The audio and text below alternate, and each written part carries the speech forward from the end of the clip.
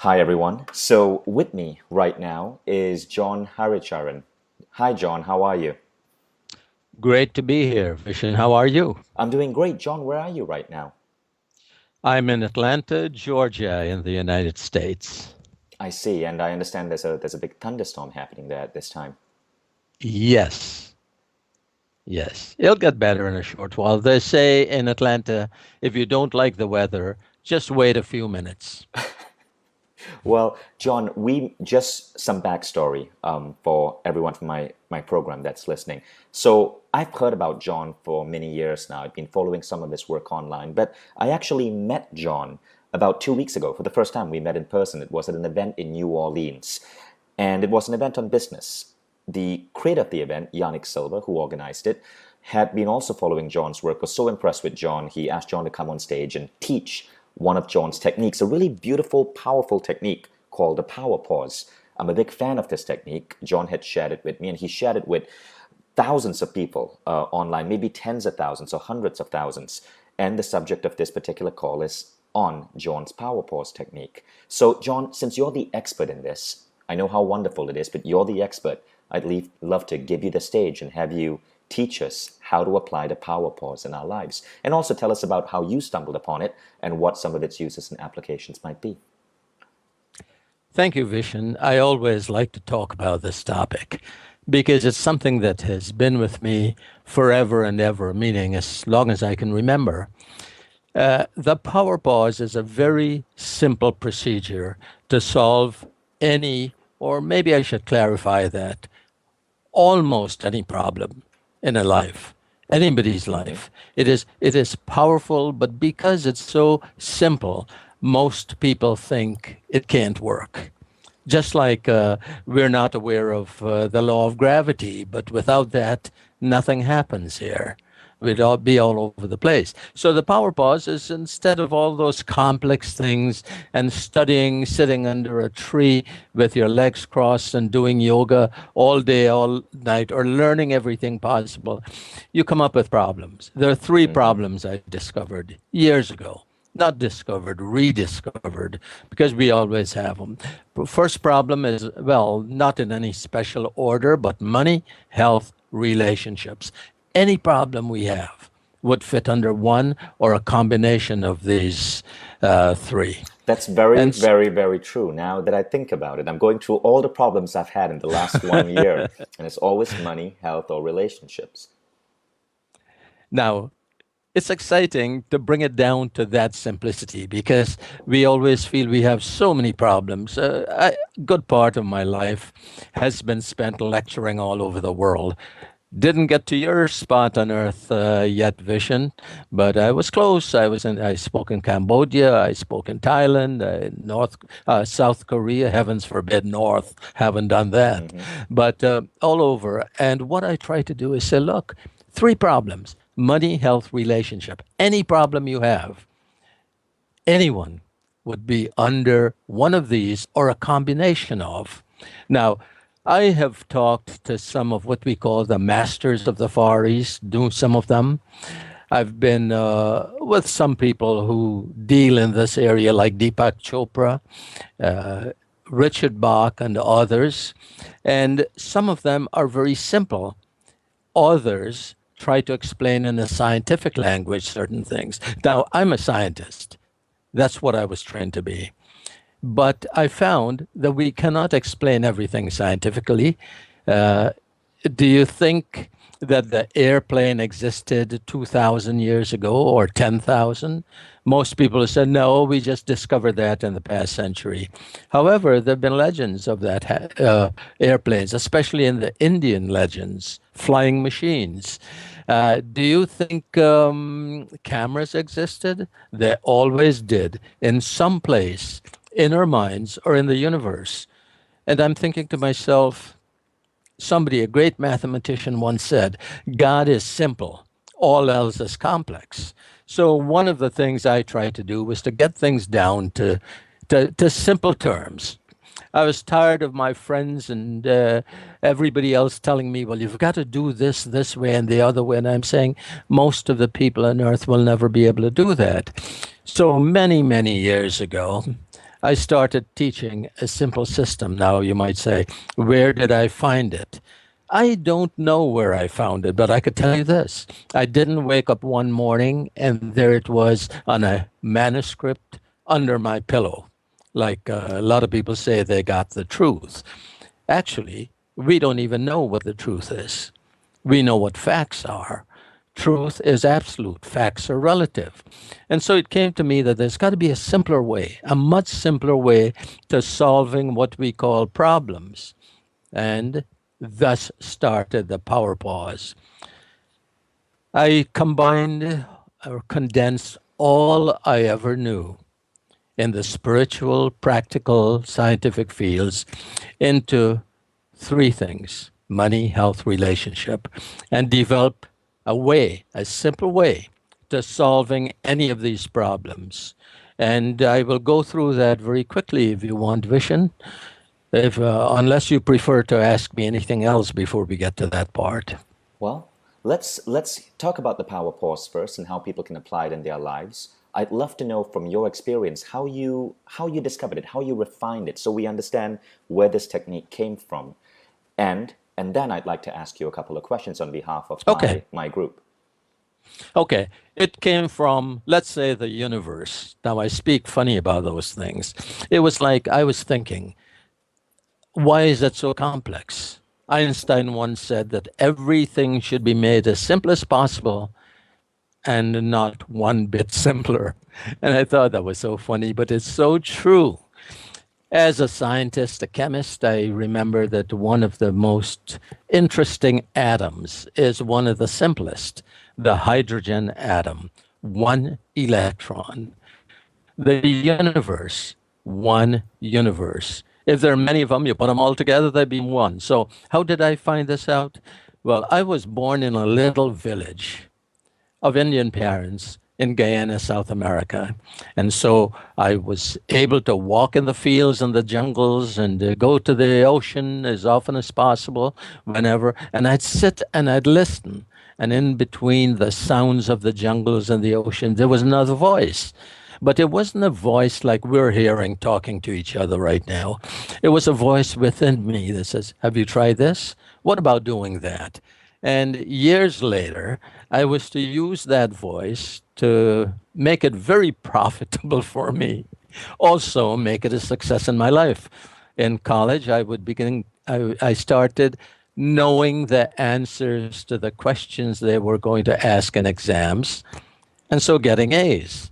And I'm thinking, why aren't my friends knowing this? Don't everybody know this? I came to the conclusion we all did, but we all didn't listen to it and use it. As a result, it gave me the highest honors in college, all kinds of scholarships and so forth. And then it started saying to me, is this what you're here for? Do you want to do this? What is it you like?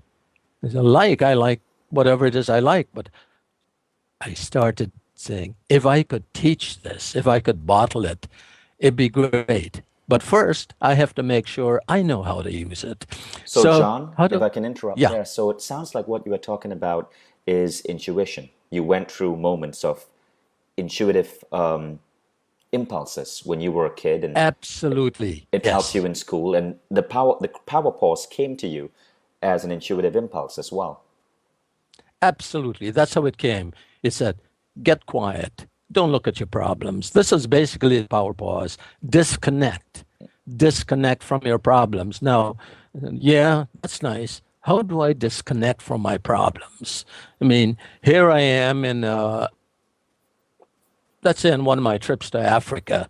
I was almost attacked by a black maned lion. Man, they look real big when you're standing very close to them.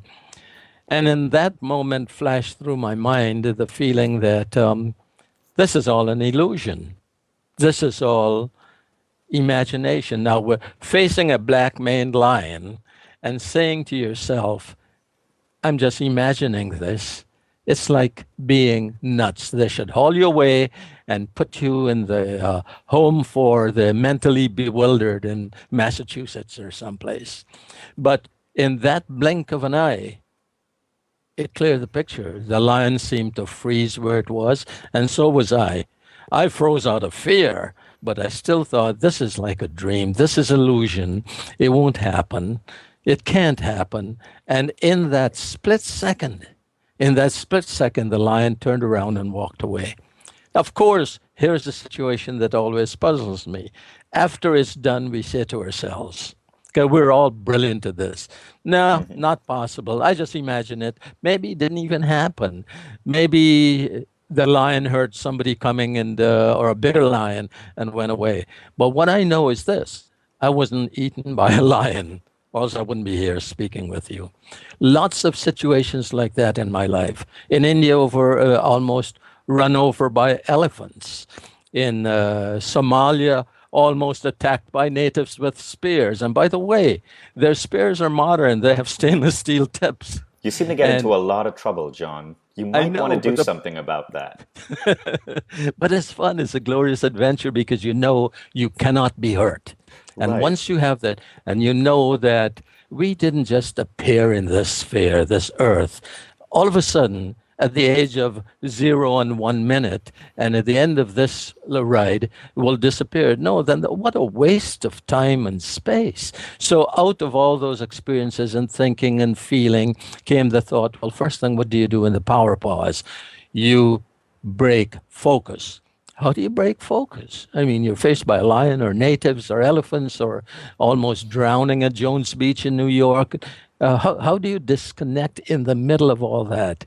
And I said to myself, that's precisely when you disconnect from the problem and let the problem solve itself. And then I started practicing that. And I found, yep, in the middle of the worst problem, if I switch my thoughts from the problem, even for a minute, something magical happens. Thus, the first rule of the power pause, or the first principle: change your focus, disconnect from the situation. Now, that's where the problem comes in.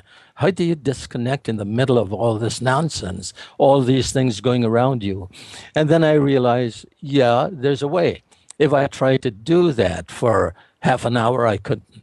For 15 minutes, I couldn't. Fear may take over again. Distraction might occur. So I thought to myself, here's a simple test. And I do this at lectures. I say to people, look, I used to go to Africa and safari and business and so forth very often. And I think of some things, and they were very interesting. Let me say to you, audience, try not to think of the word hippopotamus for the next minute. Then I'd shut up. And I waited for about 15 seconds.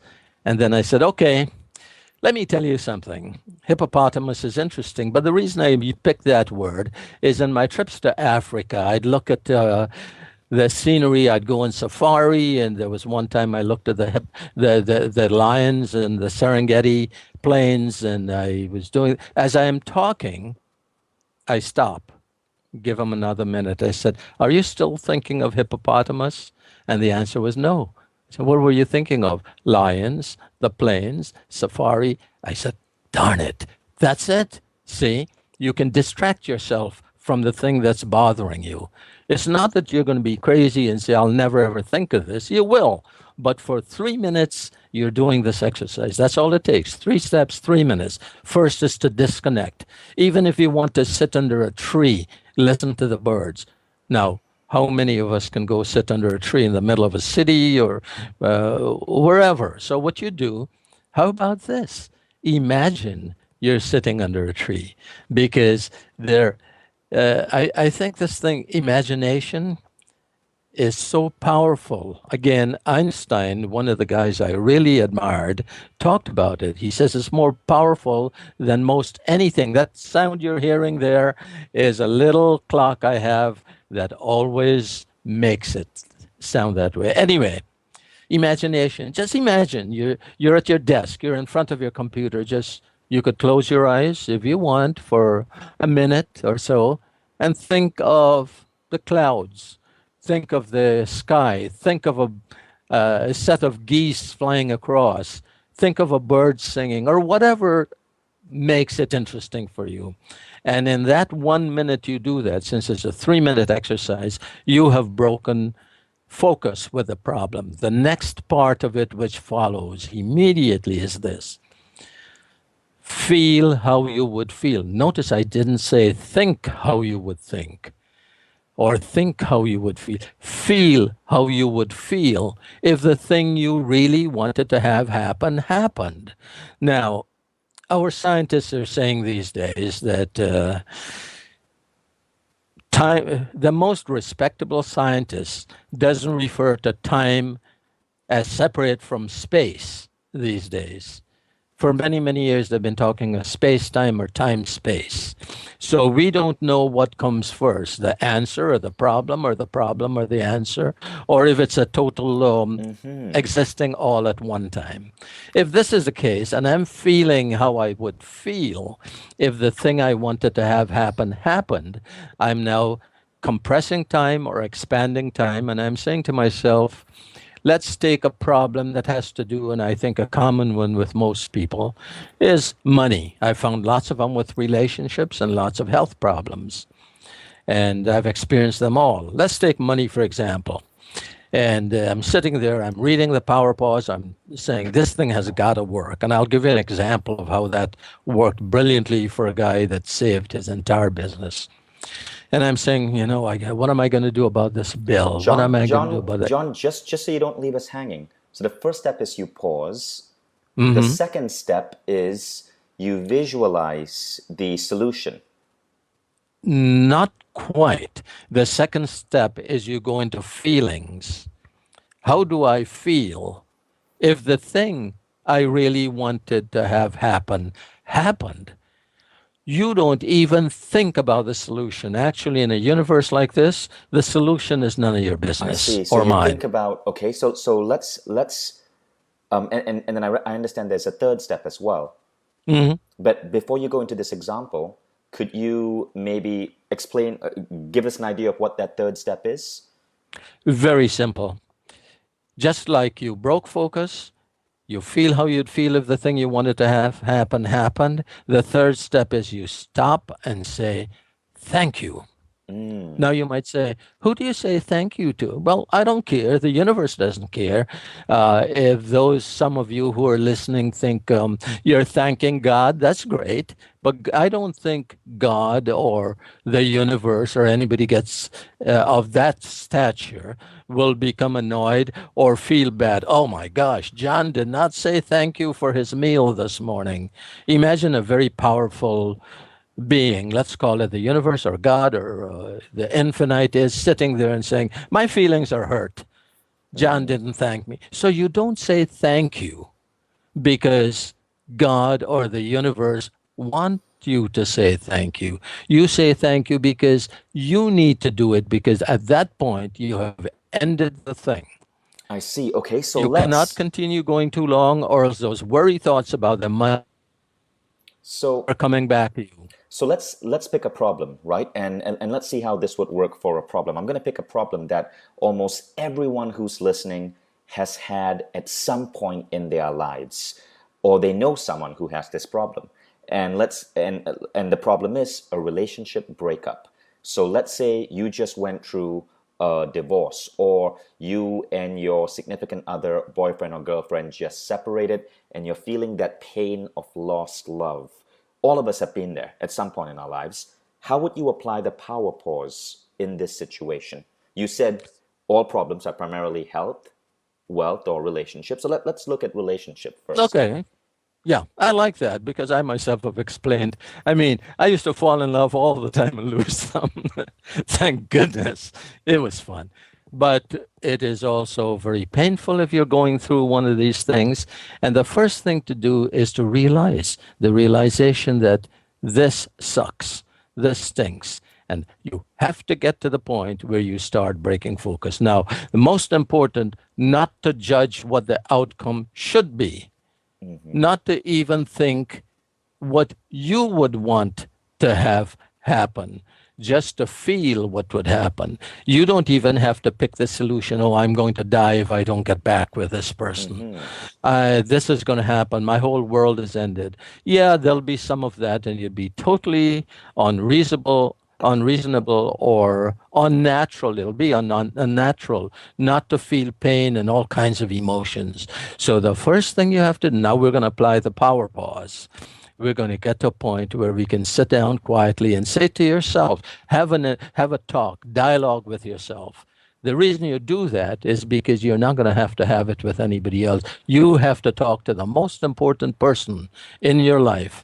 So you sit down and you say to yourself, 3 minutes, 3 steps. I've had people who cussed the power pause until it worked. You say to yourself, 3 minutes, 3 steps, and then you answer yourself, well, 3 minutes, I spend more time in the bathroom than that. I spend more time on the phone than that. I can afford 3 minutes. And then another voice sitting on the other side of your shoulder will say, you're nuts. What would that do for you? And the other side, he'll say, well, you don't have anything to lose. Look what you're dealing with, a big problem in life. You're dealing with a loss of a love. And the other side says, well, okay, 3 minutes, it's okay. Take the time, do whatever the heck you want to do. And then you said, okay, you have just broken focus. You're now thinking. Notice you're not thinking about the loss because you said to yourself, for 3 minutes, I can do this. If I try 5 or 10 or 50, or I try to meditate cross-legged under a tree for 2 days, that's not, I can't do it. I'll be hungry. I'd want to go to the bathroom. For 3 minutes, this is very simple. It doesn't matter. Let me play a game. Notice what I did. I switched it from the seriousness into a game. It's going to be like a game. I'm going to sit here for 3 minutes. One is almost finished. I reasoned with myself how it's going to work. The second one now is, how would I feel if the thing that I wanted to have happen happened? And this is where a lot of people go wrong. What do you mean, how would I feel? That's the other part of you answering. I would feel great. No. We got to go behind that.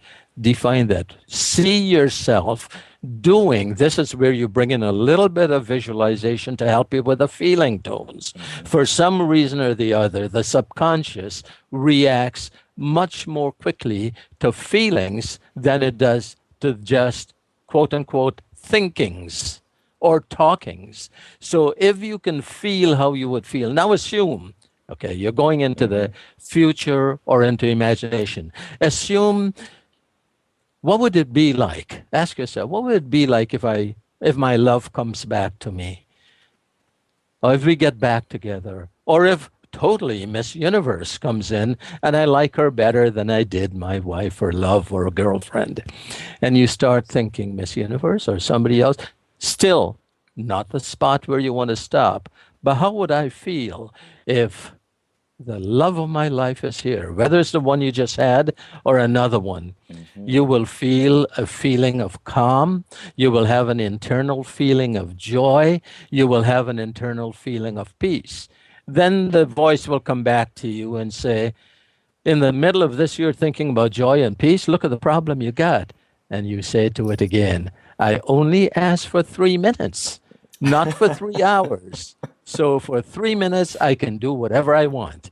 And then after you have that feeling, you say, okay, you breathe deeply and you say, thank you, until the next time. And the reason you say thank you is to end the thing. Now, people, this is where people make a mistake.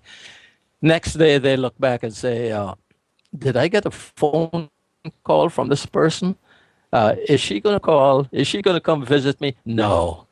Remember again, it's none of your business how it's solved, but that it is solved is what's important. So if you were to think about it and go back every day to check, see how it's working, here's what's going to happen. Very simple thing. It's going to be like planting some seeds and going every morning, digging them up to see if they're growing. That's the power pause. That's what has affected the lives of hundreds of thousands or millions since I created it. So, I got lazy after the years. I'm not a young guy anymore, and I thought I've contributed to the universe or the world as much as I want to. I've written books. I've talked all over. So I said, okay, what am I going to do with it? When somebody asks me about it, I tell them. People like Yannick Silver, where we were the other day. Yannick read it. 11 or 12 or 13 or 15 years ago and thought it was so great. All his friends did. Many of the people who spoke but again, I'm now an older guy and I don't want to work as hard as I used to. And I think this time, if people want to know about the power pause, they'd ask me. And So let me I try have, to. okay, I I just want to try to recap that for the people listening to make sure I understand and all of us understand. So it's three steps, three simple steps. And in the case of the relationship problem, so you've just gone through a breakup, and maybe you broke up with that person or that person broke up with you. And when that happens, we experience that hit as the oxytocin disappears and we start feeling the blues and that lost love. A lot of us sink into sadness. So to apply the power pause, the first thing you would do is get your mind off the problem, and you only need to get your mind off the problem for 3 minutes. So it's easy, it's doable. You can sit down, you can meditate, you can pretend you're under a beautiful tree in the forest, but you're simply telling yourself that it's no big deal. You just have to not think about it for 3 minutes. So that's step one. You pause. Then step two, you feel what it would be like if you had the love of your life in your life. Now, of course, in a case of a breakup, you don't really know what you want. You don't know if you want that person to come back to you. Maybe that person isn't right for you. You don't know if there's someone else. Maybe you're meant to stay single for a while. We don't really know. So you don't try to see an outcome. You trust that an outcome is going to come. What you try to do is to is to feel the feelings that you are ultimately searching for, the feelings of being loved, of being peaceful, of being taken care of being safe. And then once you put yourself in a state where you're able to feel those feelings, and you've done so for about 3 minutes, you simply give thanks to whatever higher power or to yourself or whatever you believe in, and you assume as if it's going to happen. Would that be correct? perfect. I take the applause means Perfect. I got it right. Absolutely. Most people don't. But you obviously were able to get the whole thing. And that's why simplicity is there. That's why the power is there. Now, many people try to do this, Vision.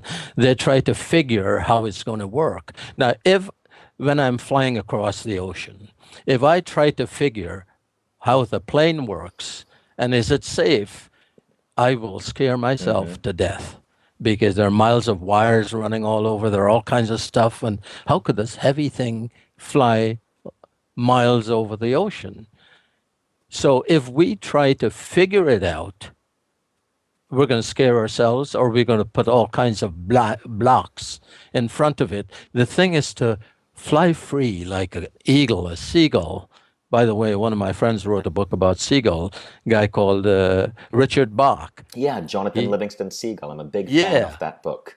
And some of us, you mentioned to me once Joe Vitale. Joe used the power pause. In fact, on the sales page for it, he gave a wonderful testimonial about how this thing works. Anyway, all of these people go about looking at it, and some people get the idea of how simple it is.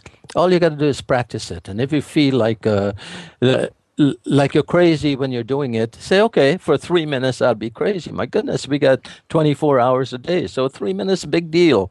Many times we're crazier than we could ever think for half the day. So take it as a joke, but whatever it So, is, remember the subconscious cannot take a joke. Whatever it does, it's serious. And you're working with the powers of the mind, with the subconscious and the superconscious. And all you got to do is get out of the way so the problem could resolve itself according to natural law. so, so That's let all there is. so let me ask you a question. How is this superior to other techniques for using your mind to resolve a problem? Okay, so let's compare the power pause to creative visualization. In creative visualization, you just went through heartbreak. What that process would recommend you do is make a list of all the qualities you want in your future mate. Sit down, close your eyes, get into a relaxed state of mind, and start visualizing yourself with that person, feeling all the emotions you would have in if you were with that dream person. How is the power pause, and why do you prefer the power pause to, say, a technique such as creative visualization? Because, at least for me, when I started this thing years ago, for me, I'm lazy. I'm allergic to work. I don't want to make lists and go through all of those things because I noticed in my life over the years, in spite of the great successes and failures I've encountered, I just prefer to not go with the flow, but to let life take me where I feel I should go. Now, I did learn a lot about creative visualization and all these different methods of creating our own reality and so forth. And that's why I boiled it down to something simple that most people can use. Those things are good and they're supplemental. And for those who like that, that's fantastic. But when people are going through what they're going through now, in this economy, in this age, or over the past number of years I've been around in this earth, it's tough. And many times the farmer walking towards his field, which was just flooded out, doesn't have time to do this. So if he could make a habit of what we call the power pause, his field would be the best growing, thriving field in the entire area. Dangers will disappear. Now, if you ask me how, I have to say, damned if I know. I really don't Right. know. Just like if I driving my car, I have no idea what's under the hood. I know there's something called an engine and there's a battery and some wires and whatnot, but it defies me. I don't know what that is. Yet my brother, who loves cars, he would listen to it and say, "This is what's got to be done." Well, that's him. Remember Well, what I think it was Lincoln who said, for those who love that sort of thing, that's the sort of thing they love. So for some people, creative visualization. For most people, what would work? Power pause. and I'll Sorry. tell you why I think it's an effective tool for many people. The big problem with creative visualization is that it's wonderful when you're from a good point and you want to create a life that you want to create, because you are, in the words of Esther Hicks, you have seen things that you, and every time you observe another example of our physical universe, you create rockets of desire: the new car, the new house, the love, the travel, the adventure. And when you are creating these rockets of desire, you know what you want, and creative visualization works well. But when you've gone through a disruption in your life, health or wealth or relationship disruption, very often people don't know what they want. They know that they have bills to pay, but they don't know what they want. They don't know if they want a new career, if they want a raise, if they want to cut back on their lifestyle, or if they want a new job, or you've been dumped. You don't know what you want. You don't know if you want him or her back, or you want someone new, or you want to be single for a while. And when you don't know what you want, creative visualization pretty much becomes not so effective. So that's where the power pause comes in. To me, it seems that it's a beautiful technique. When you don't know what you want, except that you know you want to free yourself from whatever pain you're experiencing right now. Would that be a way of putting it? Absolutely. You got it right. Did you create the power pause? Maybe No, you're the guy who but did it, not me. but having read hundreds of books, I'm very good at digesting information and bringing that together. One of the things that the Power Pause reminds me of is a quote by Buckminster Fuller. I'm paraphrasing a bit because I don't have the quote in front of me, but it's a quote I really live my life by. And it says, when faced with problems, an intractable problem, don't focus on the problem. Instead, focus on a model that renders the problem obsolete. And I found that this has been phenomenal advice that I apply in life and business a lot. When faced with an intractable problem, I actually force myself to get my mind off the problem. Instead, I think about how to create a vision to render the problem obsolete. And then I focus wholeheartedly on that vision. Now, in those scenarios, I know what the vision is. In the essence of the power pause, what you're doing is something similar. You're getting your mind off the problem. You pause thinking about the problem. Since you don't know what the vision might be, you focus on the emotions that you're really trying to achieve. The emotions for Right. loss of love, it's the emotions of safety, of having someone there for you, of feeling appreciated, of knowing that you're not alone. You focus on those emotions. You don't focus on how you're going to get the emotions because you don't know yet, right? But you focus on the emotions and then you give thanks. Correct? As simple as that. Now, All the other things, all the other methods, basically are parts of this. why do you think it works? And what have been some of the most dramatic ways you've seen it work? Oh, as to why it works, I think it has something to do with areas we have not even dreamed of in this lifetime or in the universe. First of all, the power of the subconscious, its ability to move back and forth in time, its ability to scan your entire universe and seeing there's no such thing as a beginning or an end, but seeing the entire picture and knowing what would be best for you if you would let it do that. I think that's why it works. So when you get yourself out of the way, the thing starts doing it anyway for you. I think that's the main thing. As to has it helped others? Well, I was at another one of Yannick's seminar once years ago, and I had a big problem because again I don't follow all the rules that people put down for proper eating and living and exercising and so forth. I've got some allergies. One is I'm allergic to green good stuff to eat. I don't like to do too much exercise, but I developed things to overcome those. And then I goofed because about 12 years ago or thereabouts, I came, although it was in my family. I ignored it totally. And I came down with type 2 diabetes. It was so bad. I don't know if any of the people listening know what the levels of glucose should be. It should be around 90 to 110. Mine was over 500 when they diagnosed it. Something called A1C was supposed to be about 6 or 7, and mine was like 17. No physician on earth that I've known, and I've known many of them, ever saw a patient with 17. In fact, the doctor whispered, that guy should be dead. What's he doing here? And I heard, and I got even more scared. So they treated me, and everything else was getting worse.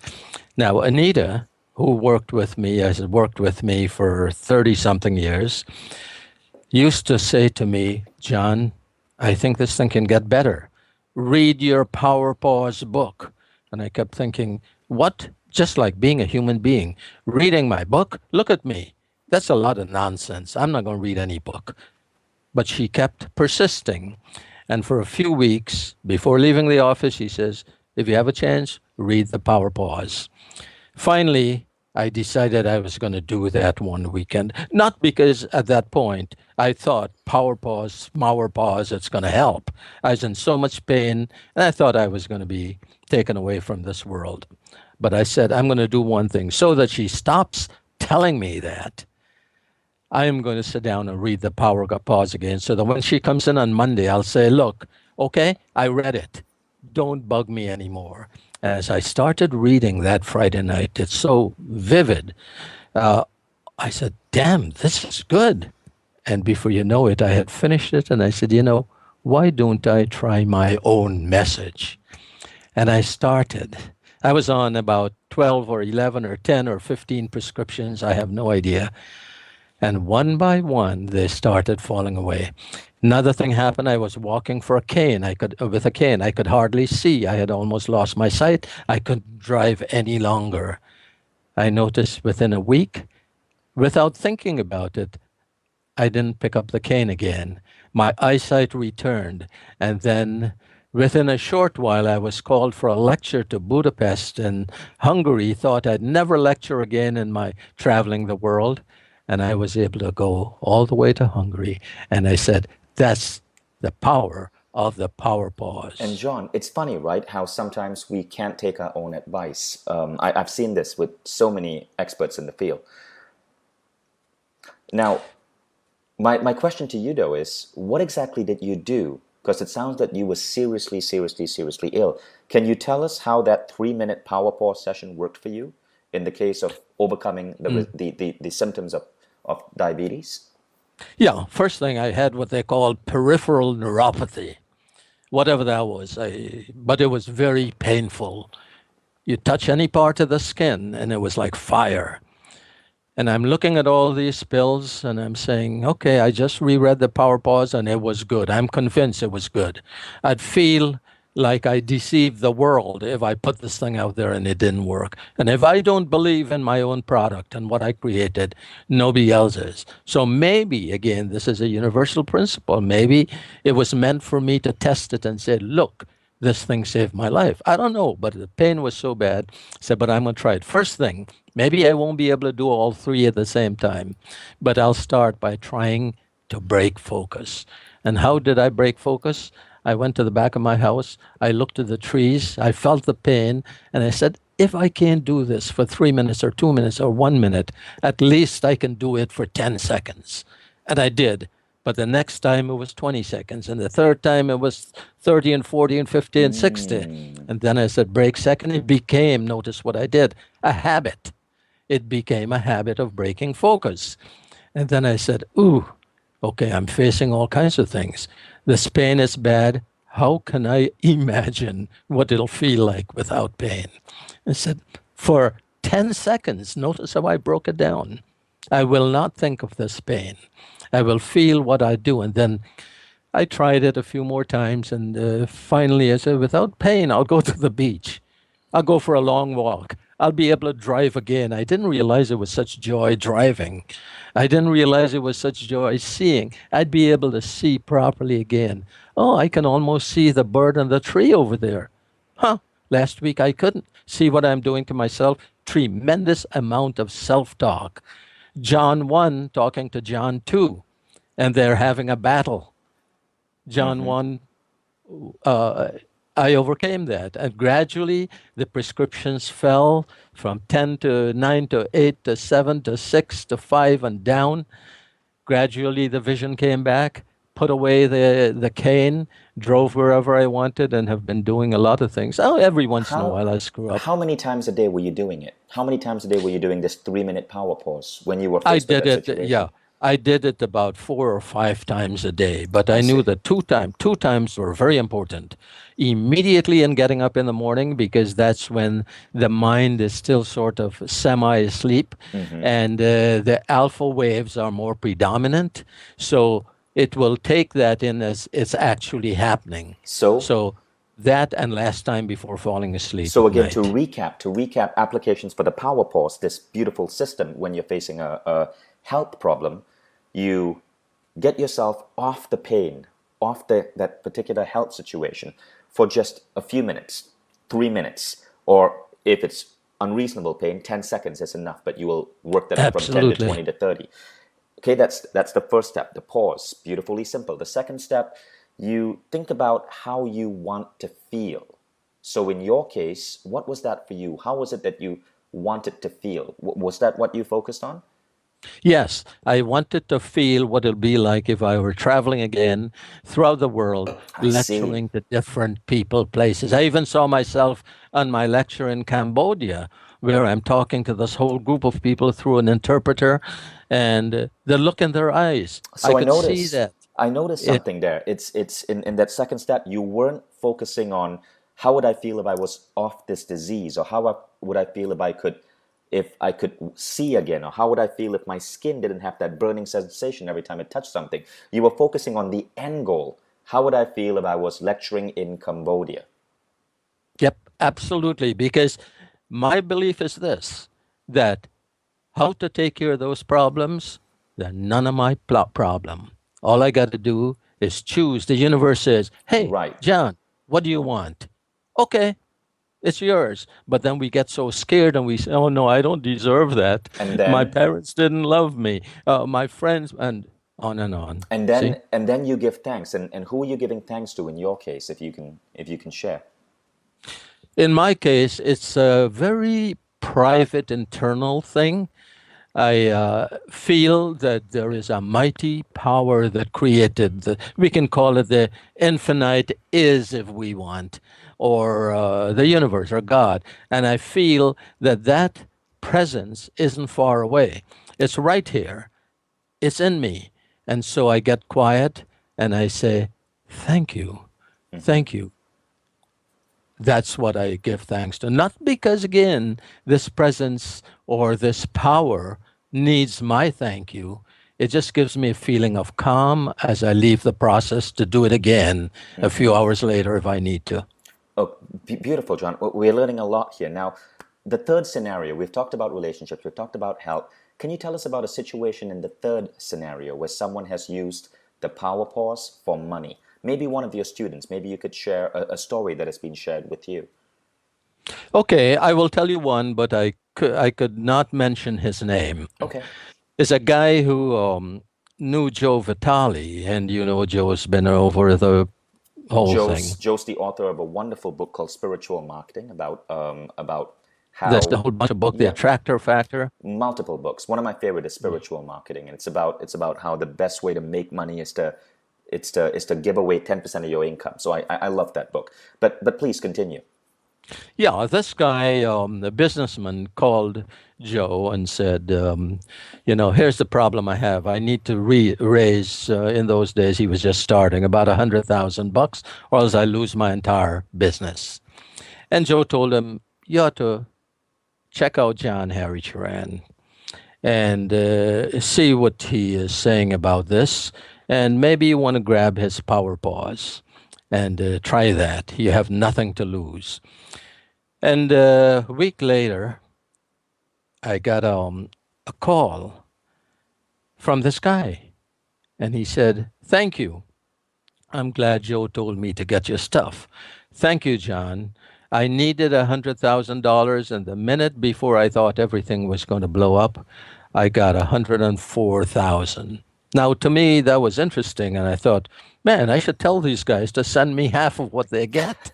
It'd be great. So But how would he do it? What would you experience? What exactly would you do in a scenario like that? what I would do is say, okay, this is going to go one of two ways. See, again, this is where I use my mind and simplicity, and I think we all can do that. It will either work or it wouldn't work. Right now, I don't know which one it is, and I'm scared. So, our worst enemy, our greatest enemy, is fear. But if you use a little bit of your mind to say whether I'm scared or not, it's going to be what it is. Let me see if I can do something. Let me remove my fear in me for a few minutes. And then, whether it's health, relationship, or this money thing, it's like, you know what these three problems are? A triangle. That's it. If one of them gets small, the other side changes.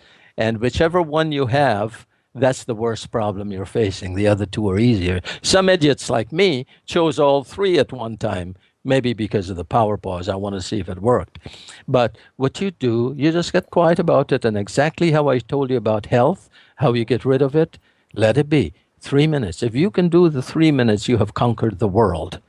And that's what he did. He was scared. He thought he was going to lose his family. He was going to go bankrupt. He was everything else.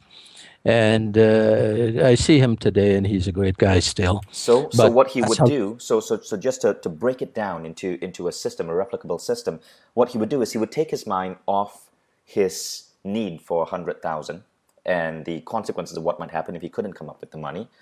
That would be step one, the pause. Step two, Mhm. he would bring the feelings to himself of what it would be like if he had the money. Or is he ignoring the idea of the money completely and simply feeling what it would feel like if he had that end vision, whether it's saving his business or whatever the business provides? I'm not clear on that second step. What would Okay. he feel? He is not looking at the money coming in. Okay. The money is just a tool. He is looking at the thing the money is going to do, which is my business will now be financed Got it. properly.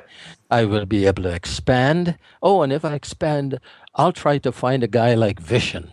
And okay, he's so brilliant, and I'll have him advise me or something like that. John, flattery will get you nowhere. Shucks, and there I thought it was working. Anyway, I got a power pause for that. Anyway, what he would do, he would think about those things. I just use them as examples. Don't think about where am I going to get it from. Now, that doesn't mean that thought isn't going to come back into your mind. But if it does, remember you're doing this for only 3 minutes. It'll be okay. And that's what he did. And there are many people I know who did that. Right. Right. So he thought about what he would feel if the business was saved and the business was thriving, and he it wasn't about the 100K, it was about that end The goal. end Then he result, yeah. gives thanks and he lets it go. Now, how often, how many times a day would he do this? Is it something you do He once a day, twice a day, No, at least 3 times, at least three or times a at day? least, yeah. And But how do you you do it know? whenever you get scared. I Whenever you get see. scared, Got it. that's when you do it. So when that feeling disappears, subsides, you're actually doing it less and less and less. Yes, sir. And how You long does get it it. take? How long does it take typically before his the outcome happens? That's like, what's the cost of a good dinner? It depends. Right, There are right. times that it's an emergency. One of the people who used this from Australia a few years ago, when the fires were coming and burning up places Right. in Sydney, he told me he was standing there looking at the fire coming, he and his wife and his little son, and it's burning the homes around, and he's getting ready to leave, and he started doing a crazy thing, doing the power pause. And he said an amazing thing happened. The fire came, split into two, went around his house, and it didn't harm them. Now, when people ask me that, how did that happen? I said, my gosh, I don't know. I have no idea. But you know what? That's not important. It happened, it worked, he was saved, and his family. So Sometimes it happens instantaneously. Other times I've seen it take weeks. so And what is that determinant factor? What do you think is it that makes it happen instantaneously or take time? I think instantaneously could be this one crazy word. You panic and says, I give up. I don't know what else to do. I trust. This is the word. I trust the process. I trust the process. I'm going to be okay, but I'm scared to death. That's one So thing. The other thing, it's okay, even while doing the power pause or after we give the gratitude, to feel afraid. oh yeah, oh yeah. I get afraid even to this day, even though I'm a very old guy. Even to this day, I get scared about 8 times a day. So it's okay to do it, to give thanks, and then when we are done, go back to that feeling of being afraid, or go back to feeling those health pains. That's fine. When you it will do. It will precipitate back into the calmness. That's all it does. But it's totally natural to be afraid. Right. And if you aren't, it's like something's wrong. You will get afraid, which will be, that's the reason you're using the power pause. Thank you, John. I appreciate that. And if anybody wanted to learn more about your work, what's your website? It's powerpause.com, POWERPAUSE.com. And it's John Haricharan. Thank you so Yeah. much, John. Really appreciate this. It was a really, really, really beautiful conversation. Thank you so much for joining us and for sharing this beautiful system with us.